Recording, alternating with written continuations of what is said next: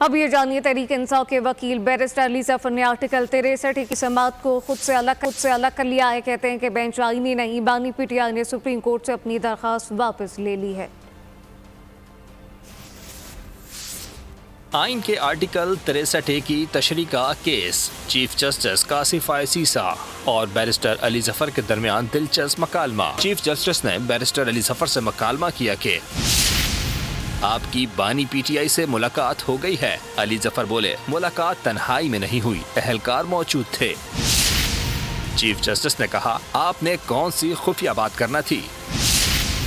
Chief justice ने कहा, अली जफर साहब, आप सीनियर वकील हैं, जानते हैं अदालती कार्रवाई कैसे चलती है। अली जफर ने जवाब दिया, मेरे मौक्कल को बेंच पर एतराज़ात हैं, हिदायत के मुताबिक अमल करूंगा। चीफ जस्टिस ने कहा, सियासी गुफ्तगू कर रहे हैं ताकि कल सुर्खी लगे। अली जफर बोले, सुर्खी आज भी है, 25 अक्टूबर वाली। चीफ जस्टिस ने कहा, हमें इस बात का मालूम नहीं। चीफ जस्टिस कासिफ वाइस ने अली जफर को पेशकश की, हम आपको अदालती मावन मुकर्रर कर दें, आपको एतराज तो नहीं। सीनियर वकील ने कहा, अदालती हुक्म पर कोई एतराज नहीं, मावन बनने को तैयार हूँ।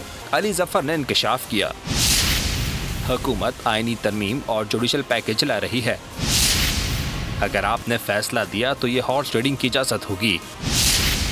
चीफ जस्टिस ने वार्निंग दी, आप हद अबूर कर रहे हैं और फैसले से कबल तौहीन अमेज बातें कर रहे हैं, हम आपको तौहीन अदालत का नोटिस जारी कर सकते हैं। अली जफर ने कहा, मशवरा होगा, आप तमाम जजेस आपस में मिलकर बैठें। चीफ जस्टिस ने कहा, आप हमें मुफ्त का मशवरा दे रहे हैं। सब्सक्राइब करें और बेल दबाएं ताकि कोई खबर रह न जाए।